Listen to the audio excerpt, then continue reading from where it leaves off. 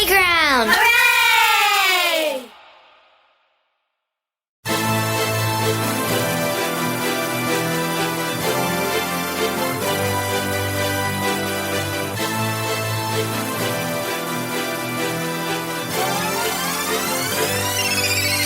SBK! Bangers. Welcome to the SBK show. I'm your host, SBK, and before we start the show, let's start with a moment of silence for the tragedy. All right.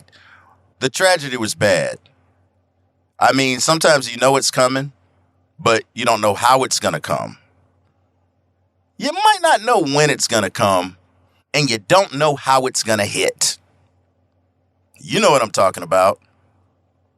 Talking about the tragedy of me not releasing an episode last week. And that was provided courtesy of a bottle of isopurple alcohol. I have alcohol here in the truck. By the way, I'm coming to you from South Dakota, the Badlands, where everything is bad. Muy feo. Mal. For all of my people, for mi gente. Man, I hope I ain't doing that wrong, but I'm trying. And that's all we can do is try. I had a bottle of alcohol on my little desk area table in my truck, and it spilled over onto my laptop. Now, there's worse things that can spill on a laptop, like any other liquid. The alcohol engulfed the keyboard and all of the laptop. The laptop flickered 3 times, then went out. And I said, okay, well, that's a burrito. It's kind of like a wrap. It's over. Then I proceeded to let it dry out. I powered it up. It did not power up. That happened last week. Then I decided to leave it alone, place it in the sun, let it dry out, and voila, it powered up. Now it's back on, and now the show's back on. Can't stop the show, bruh. Can't stop the shine. Can't stop the soul, brother. Now, how y'all doing? I hope everybody's doing great. It's been an interesting week in me experiencing some new things, which I thought that would be the good thing about my new career as a truck driver. I thought that I would have so many experiences that would be unique, that it would be some different things I could bring to you every week, some observations from America. Yes, America. God shed his grace on thee. I had a load that went from Jasper, Indiana to Brookings, South Dakota. I've been to South Dakota one other time. It's weird that I could actually say that. I never thought I'd be in South Dakota once, let alone twice. I was there in the winter, and now I'm there, what is this, the fall. Yeah, the good and bad and ugly about South Dakota. The good, from my standpoint, is that there are wide open roads in South Dakota. No big cities, so no traffic congestion. What is happening here? I'm hearing audio leak. Hold on, somebody talking?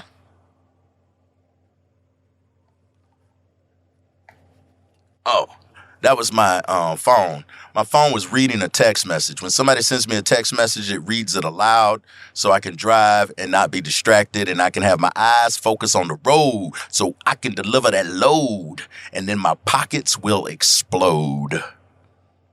Don't kiss me. I'm a toad. What else I got? Oh, nothing else on that. That's why I'm not a rapper. Wide open roads in South Dakota. The speed limit is 80 miles an hour. The roads are in pristine condition. There's nothing to obstruct you. There's not a lot of traffic congestion. There's no breakdown. There's no constructions on the road. Because the way I see it, there ain't nobody out there. Sometimes I'm the only truck for miles. Then all of a sudden a truck will pass you and you're like, or a car will pass you and you're like, where did you come from? I've been on a straight, flat road looking in my mirrors. Maybe I ain't looking in my mirrors enough. I would have seen somebody coming up from the other side. Well, it's a mixed bag because you're in South Dakota, which you think there's nothing there for you. And being in South Dakota and some of these states that I've never been in, I went through Nebraska. I was in Omaha, first time ever.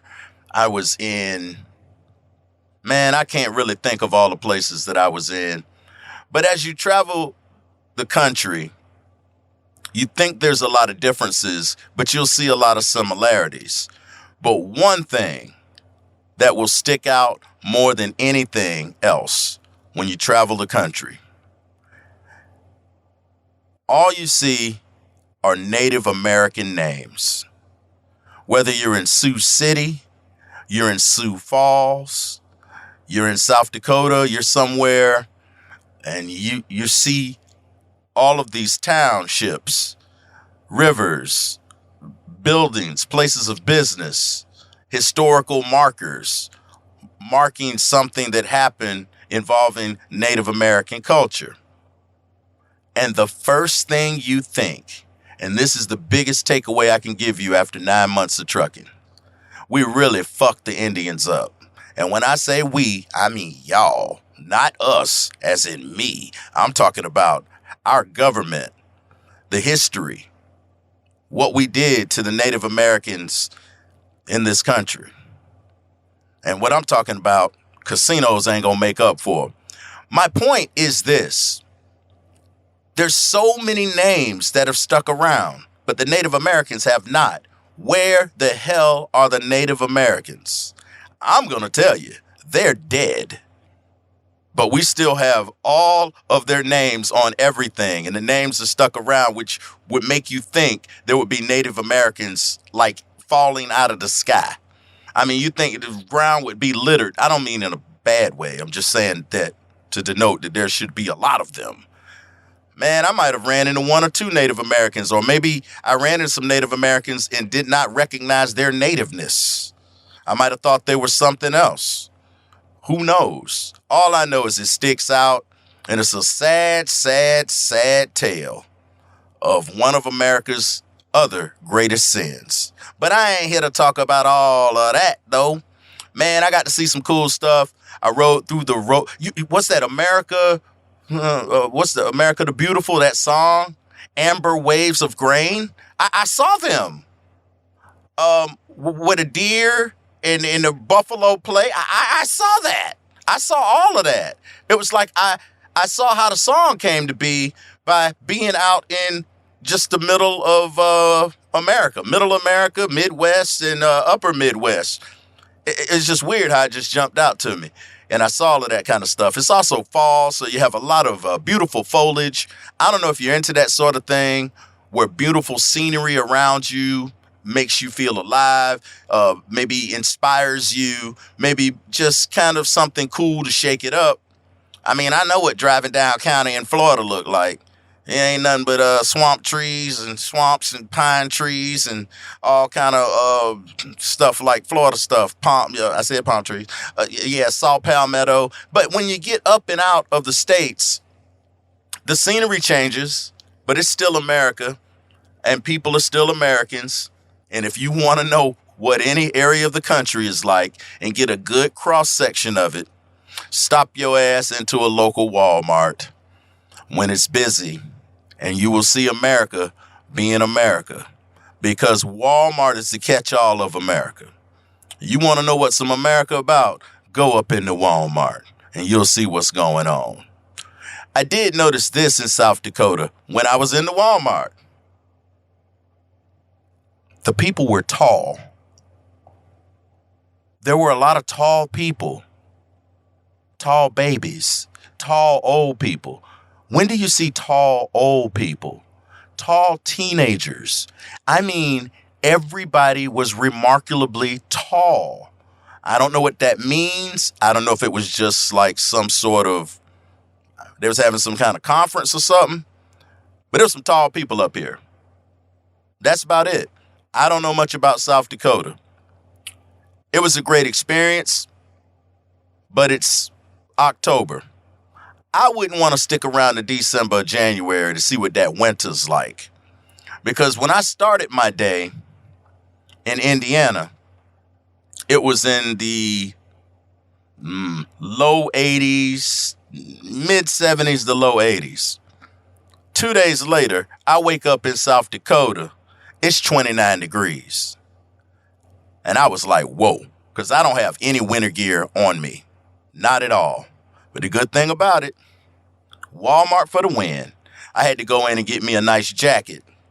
Something that could get me through this sudden onset of cold weather, which was kind of refreshing, knowing that back in Florida it was in the 80s and people were still in the aftermath of the hurricane. I hope you did well through the hurricane. If you're listening to this and you were in the Florida affected areas, man, I grew up in Florida. I grew up with hurricanes. I was in the Fort Myers area, Port Charlotte, Naples, and all of that, Fort Myers Beach. I was there for Hurricane Charlie, and I know Charlie was bad. And this storm right here fit in the eye of Charlie. So if it was 10 times worse than Charlie, man, may the Lord be with you, because that Charlie was not nice, and I think Fort Myers is going to be going through it for a while. So, hey, what else can you do? Thoughts and prayers, and shout out to all the people on the ground there that's doing things, mobilizing and providing resources, time, and effort to help people that are going through it right now. All of us ain't got it like that, and it only take a hurricane to come through to show you what you really have and what you don't have. So I hope that situation will get better. But know this, we will move on, but we will also have more hurricanes. And you can believe that, my brother. So I had to refangulate in an effort to proceed to give you what you need. That's more of the soul brother. And now I find myself waiting outside of a warehouse in Orlando, Florida. Yeah. So I've come pretty full circle here.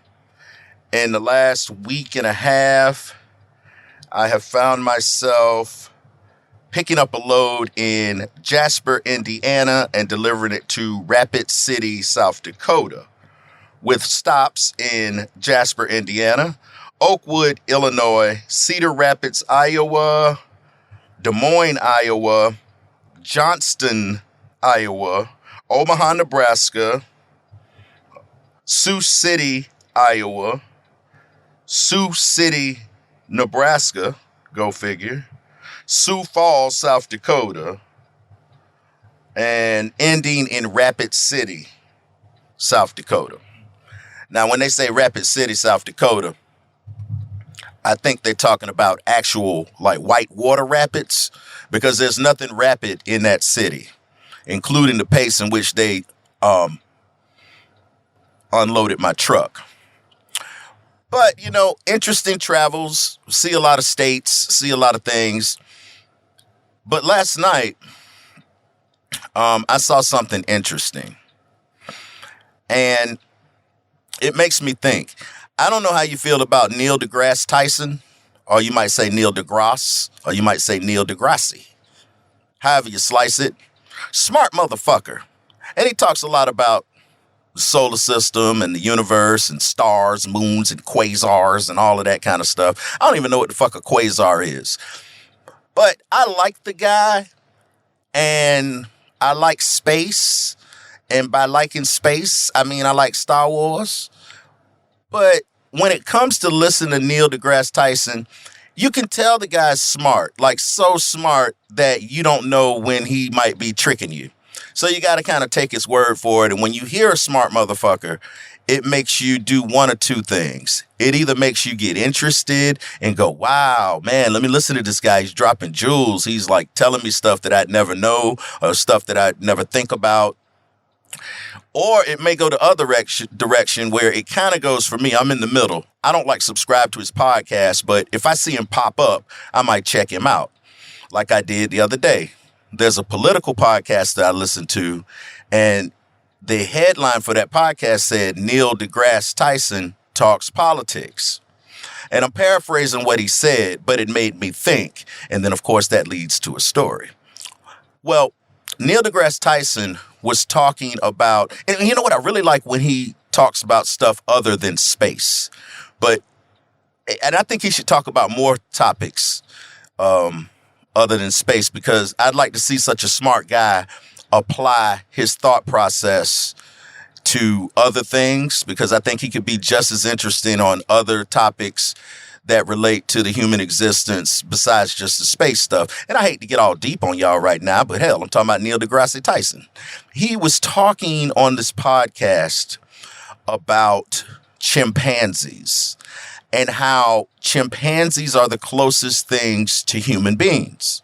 And the only thing that separates us is 2% of intelligence. He went on to talk about 2% of intelligence means that a chimpanzee is on par with like a toddler. And that's about it. So there's a lot to be said in that 2%. I mean, think about 2%. 2% is everything. And if you're a fan of Breaking Bad, remember when Neil Bodeker, his shit was like 97 or 96% pure, and Walter White could get his up to 98%. Well, that was like 96% pure, and Walter White could get his up to 98% pure, and that made a world of difference in the meth game. So the 2% difference between humans and chimpanzees means that in the best scenario, the smartest chimp will be smart enough to, weed through an ant nest and get the ants out, or beat it up against the wall to make them come out. Or he'll be able to stack boxes and climb them to get bananas that are hanging from a ceiling in a controlled experiment. Toddlers. A lot of you listening have toddlers. A lot of you listening were toddlers. So you know how dumb toddlers are. I'm saying dumb if that's where they were maxed out. But the difference between humans and chimps, our closest relatives in the animal kingdom, is 2%.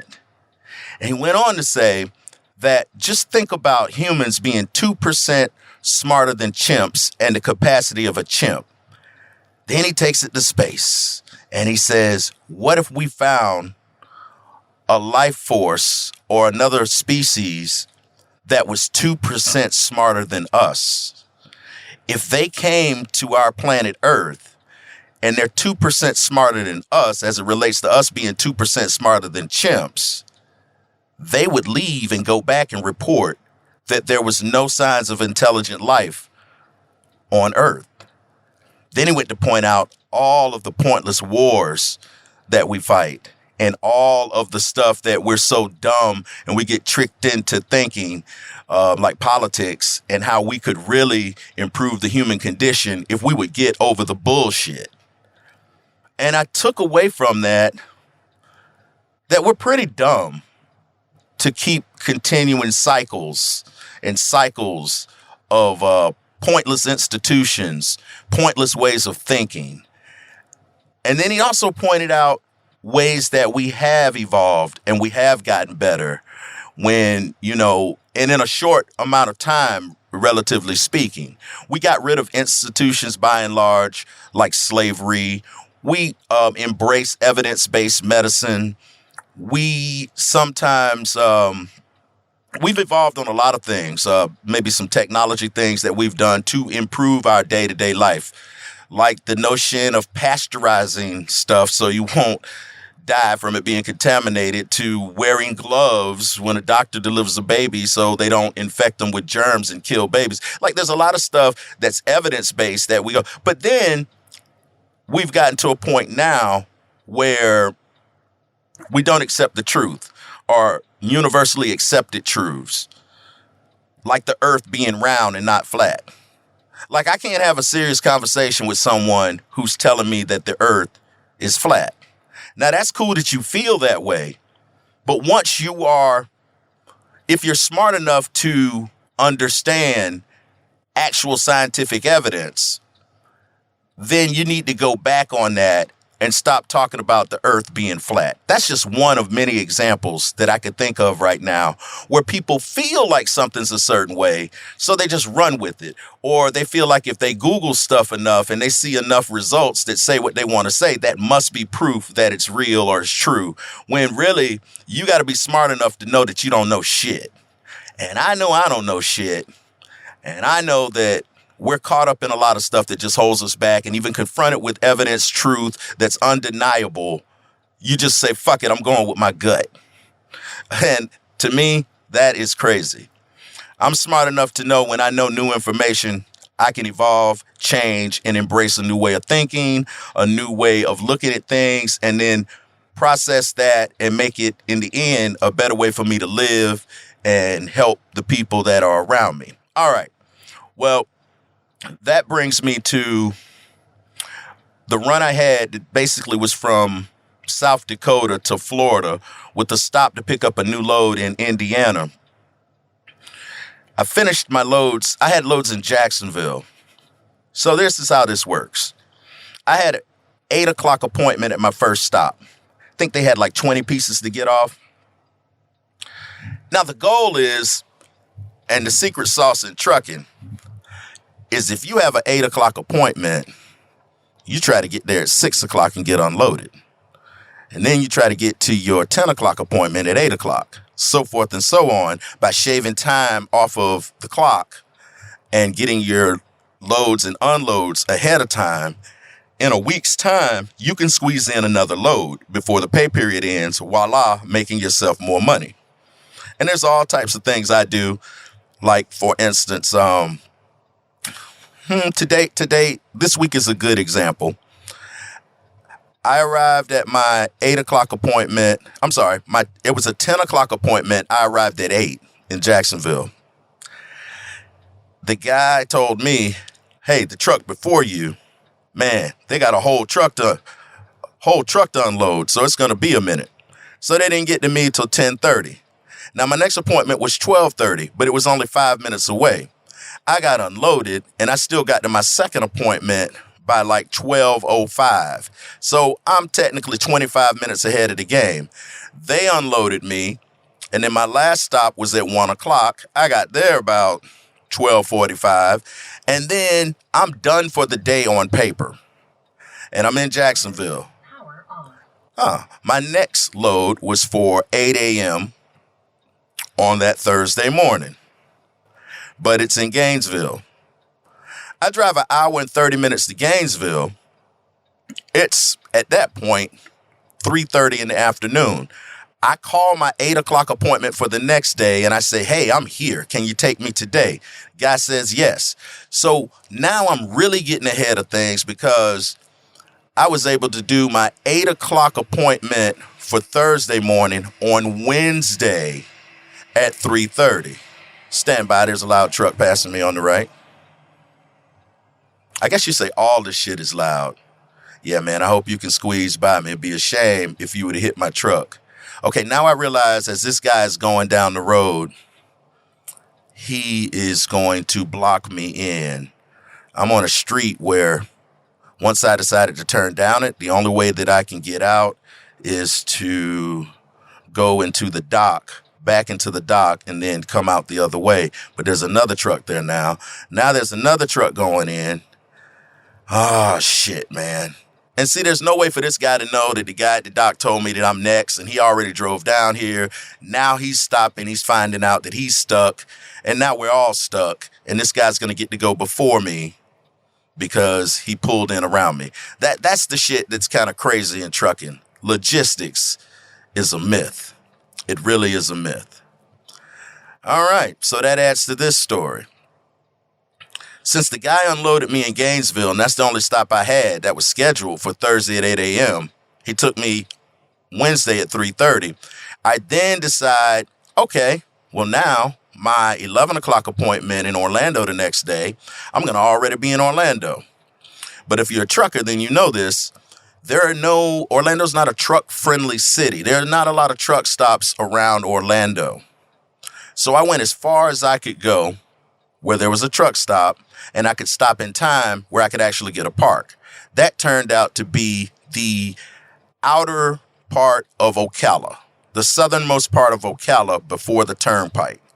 I pull into the Pilot. I get myself a park, and I shut down. I shut down at, let's say I shut down at 4:30. 4:30 in the afternoon, which means that 10 hours from then at 2:30 in the morning, I can start driving. Now, of course, I'm not going to start my clock at 2:30 a.m. to drive an hour and a half, have my clock running, and I have an 11 o'clock appointment. So I slept in. I decided I wanted to get here 2 hours early, so I slept in till about 6 o'clock. And I left about 6:45. I arrived in Orlando about 8:30. And now I'm at my 11 o'clock appointment at 8:30. You can't really get mad at the people if they say we can't take you until your appointment time, because that's when you were scheduled to be there. They're really doing you a favor if they can take you earlier than you actually show up. Okay, now this guy is pulling forward into this yard, and there's no way he can turn around. And I don't know what he's seeing that I'm not seeing. Maybe he comes here a lot and he knows something else. But I may have to stop and go see what he's doing to see how he's going to get out of here. That's going to be interesting. So back to the story. I'm at the Pilot in Ocala, and I'm going to take a shower. I look on the app, and it says there are 5 people waiting in line for a shower. Man, before I could get my shower bag ready, I look back at the app, and there's 9 people ahead of me in line for a shower. Now, once you go into the shower, there's no time limit. So you never know when someone's coming out. And a shower like $14 if you don't have points on your card from getting fuel, which I do not at Pilots. I don't have any points. My points are at Love's because I like Love's. Feel like Love's is cleaner. But Pilot has reserved parking spots. So it's like a catch-22. Do you want to guarantee a park, or do you want to take a clean shower? Cleaner. Pilots aren't necessarily all disgusting, but if I had to put my money on it, I would tell you blindly a Love's is probably cleaner than a Pilot. That's just my opinion. Some people say that Pilots may not be as clean or as new because the Love's are mostly newer facilities, but they say Pilot has hotter showers and higher pressure, water pressure. You know, there's something to be said about high water pressure and consistent hot water. So by the time I get in there, I'm number 11 waiting on a shower. I sit in my truck until I'm like the 3rd person in line. I go in.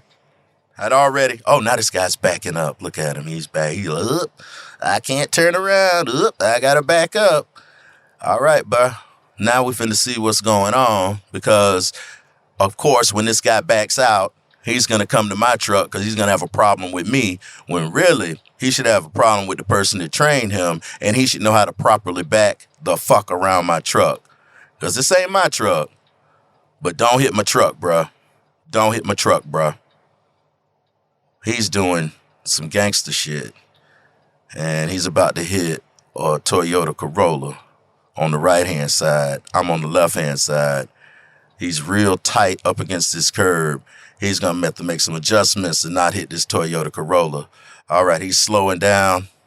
He stopped. He's halfway off the road, halfway on the road.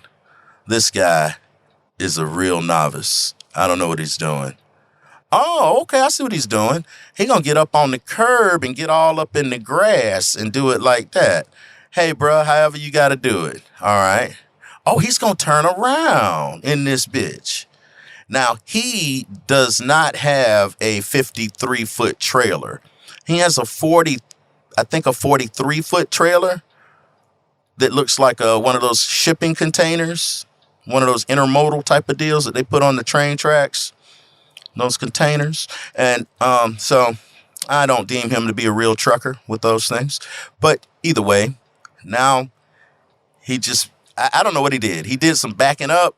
And now he's pulling right back in the same gate he was in, and he's not going to have enough room to pull into the dock. But I guess this guy's going to go before me. Back to the Pilot. I'm 3rd in line. And I'm waiting for this guy. Wait, now now this guy's backing out again. Oh, I guess he needed a better angle so he wouldn't hit that Toyota Corolla. Oh, revision. That's a Nissan Sentra.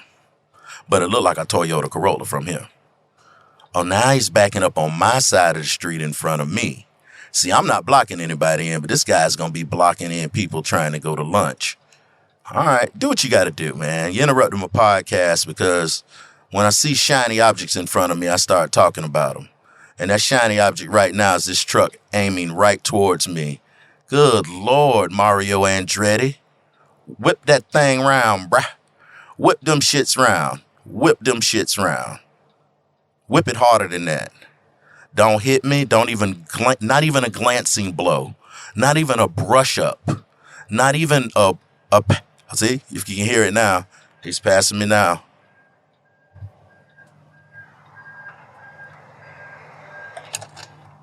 Okay. It's very, very intrusive to my podcast listening audience, my friend. Get them shits right. Okay. Promise you, uninterrupted now. My point that was tied into the original Neil deGrasse story. This guy is standing there right in front of the registers. It's an older black guy. I can't call him old. He's not old like an old man, but I can tell he's older than me. So since I'm 50, anybody older than 50 and younger than 70, I don't consider an old man. I think you get old once you become 70, just in general speaking. This guy looked like he was in his 60s or late 50s. Looked like a truck driver, as do most guys at a truck stop. Because we all wear the same clothes, pretty much. The older guys. This guy's staring at his phone. He's just looking down at it. He's not paying attention to anything around him. He's not paying attention to the fact that he's kind of in the middle of the flow of the walkway where everybody is. This guy is just staring at his phone. And then he proceeds to, I'm walking towards him. I have to get on the other side of him to get in line to pay for my stuff. And a couple people are in front of me, but when I walk by him, he stops me and he goes, "Hey man, do you think you can help me with this GPS?" And I go, "Okay." Now I'm thinking he's a truck driver. And I'm like, what truck driver doesn't know about GPS? He says, "I'm trying to find this place." So I'm sitting there and I'm close enough to him to look down on his phone and to see what he's doing. And he's widening the map. Then he's zooming in on the map. And he's rummaging around, changing the location, looking around, zooming the map. After about 2 minutes of this, I go, "So what is it you want me to help you with?" He goes, "Oh, give me a second. I'm trying to find it." I said, "All right." And he's zooming in, moving around. He's pinching down, making it bigger. He's fingering around, moving the map. And then, it comes to the point where I was third in the line, and now I'm first in the line. I'm the next person that they're going to call for a shower, and I still have to get in line and pay for my stuff. So I said, "Hey, man, let me get in line and pay for this. My shower's up next. Figure out what you need help with, and I'll be right back." Now, when I say right back, I'm 5-6 paces away from the guy. It's not like I left him hanging. I go pay for my stuff, and the lady looks at me and she says, "Yeah, that guy's been standing there for a while." And I go, "Oh, okay, I'm trying to help him out." She's like, "What does he need help with?" I go, "It's GPS," but I thought he was a trucker, so I'm confused. Then this guy comes back. I pay for my stuff and I walk back up to the guy. And he goes, "I found it." And he says, "I'm trying to get to this place. I need you to fix my GPS so it can show me how to get there." And I look, and the place he's trying to get to is a church. And I say, "Well, all right. Well, you have that location as your destination, and this thing is set to give you instructions from the place that we are right now."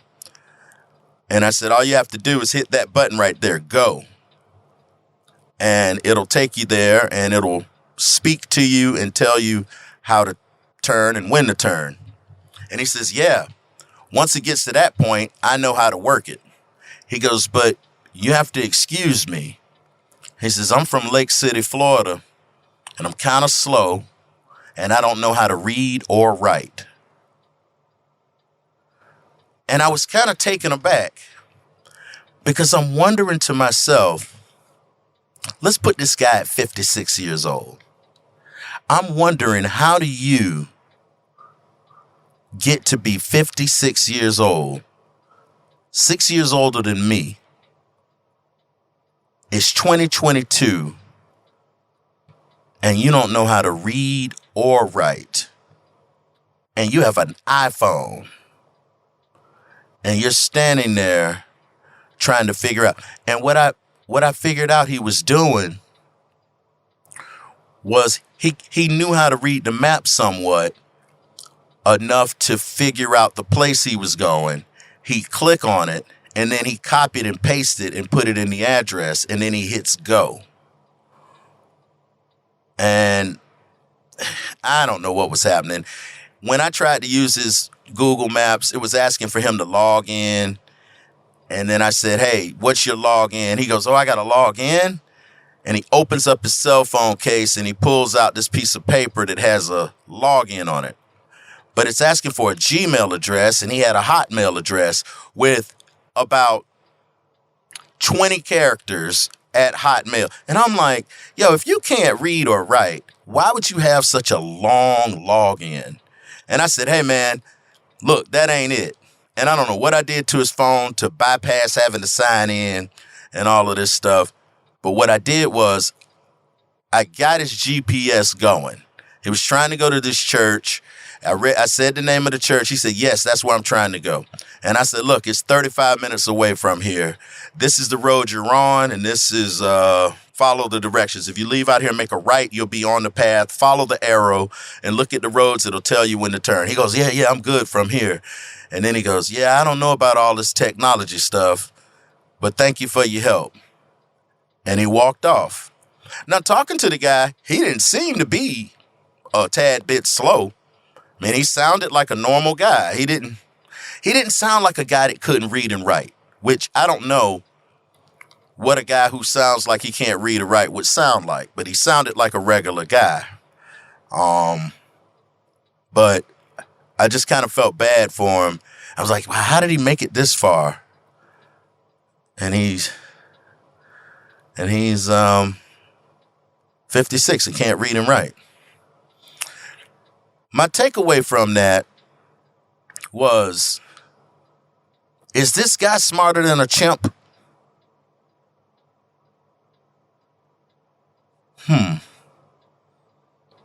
Maybe in some ways, maybe not in other ways. It really made me think, well, I don't know. I don't know what I really thought. Maybe I'm smarter than I think I am. Of course, I turned it to me to focus on myself. But I just kind of felt bad. Not for him so much as for a society that you can be. I mean, don't you think a guy like that gets taken advantage of? I know nothing else about this guy. He had on clean clothes. He looked presentable. He was well groomed. He didn't look like he missed a meal. He got into a relatively nice car. He wasn't asking for money. But maybe he's comfortable not knowing how to read and write at 56 years old. And if you could be comfortable with that, then I just don't know. Is he better off than I am? They say ignorance is bliss. My granddaddy said if I knew better, I'd do better. Then I think about myself and all the things that I know better about, but I still choose not to do better. And maybe being smart is is smart enough to do yourself in. Maybe too smart for your own good. Whatever that means is just another catchphrase that you hear all the time. I don't know. And I don't know how I feel about any of that. But it's time for me to pull into this gate for my next delivery. I don't really know how interesting this podcast was, but I appreciate y'all listening to it. I think I left y'all hanging for a week, but hey, I was caught up in those things that you get caught up in that are called life. The SBKshow.com is the website. All the episodes are there. I'm going to do some tweaking around on that, and I'm going to put out another episode relatively quick, which should have came out 2 weeks ago, called The Hurricane Special. I needed to reflect on that, and now thinking about what I wanted to say, I'm glad I didn't say, because I didn't know how bad the hurricane was going to be, but I will talk all about hurricanes as a Floridian who grew up my entire life experiencing hurricanes. We'll talk about that and the history of the hurricane song and the live version of the hurricane song. I'll put all of that in the next episode. Go to the SBKshow.com. I would appreciate your support. Like I say, the show is worth at least $2. PayPal, Venmo, Cash App, at The Soul Brother. You can find all of that on the SBKshow.com and in the liner notes. I appreciate your support, and govern yourself accordingly. Find us. SBK!